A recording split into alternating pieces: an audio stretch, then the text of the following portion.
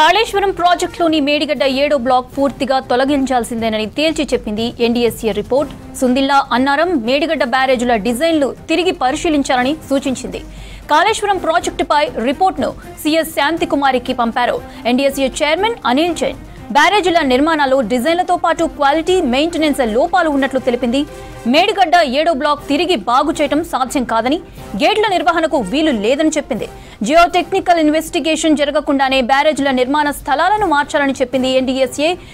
Secant files నిర్మాణంలో quality లేకుండా బ్యారేజీ ఎగువ, దిగువ, కట్ ఆఫ్, వాల్ స్ట్రక్చర్ ఇంటిగ్రిటీలో రాజీ పడడమే 7వ బ్లాక్ కుంగడానికి మేజర్ రీజన్ అని చెప్పింది ఎన్డీఎస్ఏ.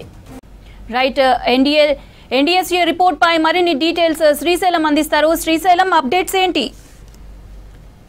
చెప్పిన రిపోర్ట్లో చాలా అంశాలు మెన్షన్ చేసింది. మొత్తంగా ఏదైతే మేడిగడ్డకు అంటే కాళేశ్వరం ప్రాజెక్టు ఉందో ఆ 3 బ్యారేజ్ అన్నారము, సుందిల్లా, మేడిగడ్డ ఈ మూడింటికి సంబంధించి మళ్ళీ మొత్తం టెస్టులు ఏదైతే కొత్త ప్రాజెక్టు లేకపోతే ప్రాజెక్టు సంబంధించినటువంటి టెస్టులు ఏవైతే చేస్తామో ఆ టెస్టులన్నీ కూడా మళ్ళీ చేయాల్సిందని చెప్పి ఎన్డీఎస్ఏ సూచించింది.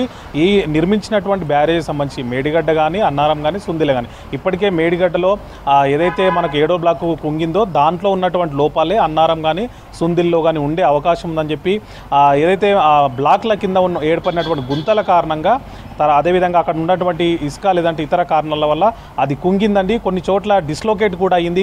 ఉన్నటువంటి పియర్లు కానీ ఏవైతే ఉన్నాయో అవన్నీ కూడా డిస్లోకేట్ అయిందని కూడా ఈ రిపోర్ట్లో చెప్పింది.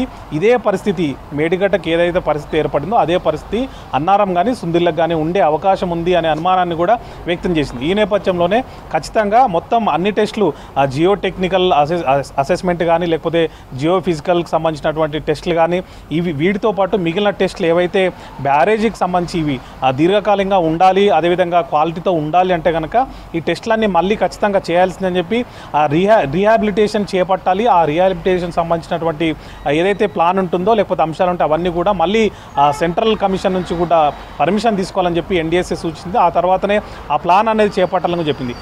వీలైనంత తొందరగా ఈ పనులు చేపడితేనే మిగిలిన 2 ప్రాజెక్టులు అదేవిధంగా మేడిగడ్డకు సంబంధించి ఈ 7వ బ్లాక్ కాకుండా మిగిలిన బ్లాక్లన్నింటినీ కూడా కాపాడుకునే అవకాశం ఉంటుందని చెప్పి ఎన్డీఎస్ఏ రిపోర్ట్లో సూచించింది. అదేవిధంగా మేడిగడ్డకు సంబంధించి 7వ బ్లాక్ ఏదైతే కుంగిందో ఆ బ్లాక్ను పూర్తిగా తొలగించాలి. ఖచ్చితంగా అక్కడ గేట్ల నిర్వహణ కానీ లేకపోతే ఆ 7వ బ్లాక్ ఉండడం వల్ల ప్రమాదమే తప్ప దానివల్ల ఉపయోగం లేదని చెప్పి సూచించింది. అయితే 7వ బ్లాక్ను తొలగించే క్రమంలో మిగిలిన బ్లాక్లకు కూడా ఇబ్బంది తలెత్తే అవకాశం ఉంటుంది కాబట్టి జాగ్రత్తగా ఆ పని చేయాలని చెప్పి కూడా సూచించింది. మరోవైపు 7వ బ్లాక్ తొలగించే క్రమంలో మిగిలిన వాటికి సంబంధించినటువంటి క్వాలిటీ కానీ ఇతర అంశాలు కానీ దెబ్బతినకుండా చూడాలని సూచించింది.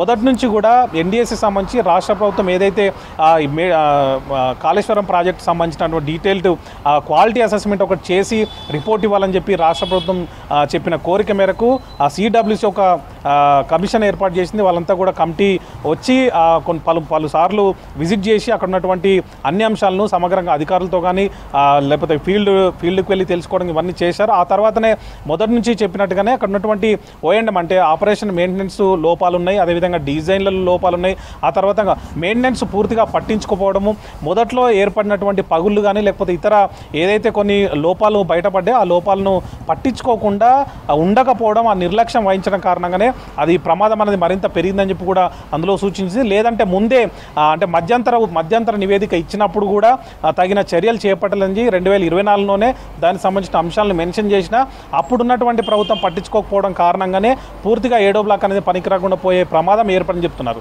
మరోవైపు ఇప్పుడు కూడా మిగిలిన బ్లాక్లకు సంబంధించినటువంటి జాగ్రత్తలు, మెయింటెనెన్స్ కానీ ఇతర అంశాలు కానీ చూడకపోతే ఖచ్చితంగా ఇబ్బంది తలెత్తుందని అందుకు కావాల్సినటువంటి ప్లాన్ అనేది రెడీ చేసుకొని దానికి సంబంధించినటువంటి అన్ని టెస్టులు కూడా చేస్తే ఈ ప్రాజెక్టును కాపాడుకునే అవకాశం ఉంటుందని చెప్తుంది. మరోవైపు 7వ బ్లాక్ను ఒకవేళ తొలగించే క్రమంలో మిగిలిన బ్లాక్లకు ప్రమాదం ఉంటుంది, అవి కూడా ఇబ్బంది పడే అవకాశం ఉంటే కనుక దీన్ని కూడా అంటే 7వ బ్లాక్ను కూడా ఒకవేళ బాగు చేయగలిగే అవకాశాలు ఏమైనా ఉంటే కూడా దానికి సంబంధించిన అంశాలను కూడా పరిశీలించాలని చెప్పి రాష్ట్ర ప్రభుత్వానికి సూచించింది. మరోవైపు ఈ ఏదైతే గేట్లు ఉన్నాయో ప్రతి బ్లాక్ సంబంధించిన గేట్ల దగ్గర కూడా పలు మీటర్లను పెట్టాలని చెప్పి ఎప్పటికప్పుడు నిఘా ఉంచాలని చెప్పి అక్కడ ఉండేటువంటి లేకపోతే మారుతున్నటువంటి పరిస్థితులు ఎప్పటికప్పుడు గమనిస్తూ ఏదైనా ఇబ్బందిగా ఉంది అంటే కనుక వెంటనే చర్యలు చేపట్టే విధంగా అక్కడ టీంను ఏర్పాటు చేయాలి. దానికి సంబంధించినటువంటి యంత్రాలు కూడా అందుబాటులో ఉండే విధంగా చూడాలని టెక్నికల్ టీంను ఎప్పటికప్పుడు విజిట్ చేసే విధంగా, అదేవిధంగా అక్కడ జరుగుతున్నటువంటి ఇంచు కూడా ఎక్కడ ఏ మార్పు జరిగినా కూడా తెలిసే విధంగా జాగ్రత్తలు తీసుకోవాలని చెప్పి ఇందులో సూచించింది.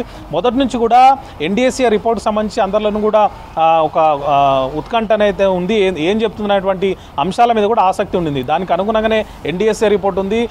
కాళేశ్వరం ప్రాజెక్ట్ సంబంధించి దాని మొదట డిజైన్ల నుంచే లోపాలు ఉన్నాయని, కొన్ని స్ట్రక్చర్లకు సంబంధించినట్టు కానీ లేకపోతే ఇతర కొన్ని టెక్నికల్ అంశాలకు సంబంధించి కొన్ని డిజైన్లు తమకు సమర్పించలేదని, వాటికి పర్మిషన్లు కూడా తీసుకోవాలని చెప్పి ఈ సందర్భంగా అనిల్ జైన్ ఏదైతే చైర్మన్ ఆయన చెప్పారో, అదేవిధంగా ఎన్డీఎస్ఏ రిపోర్ట్లో కూడా ఇదే మెన్షన్ చేశారు. మొదటి నుంచి కూడా ఈ కాళేశ్వరం ప్రాజెక్ట్ సంబంధించి కొన్ని అనుమతులు లేకున్నా కూడా చేపట్టడం అనేది సరికాదు.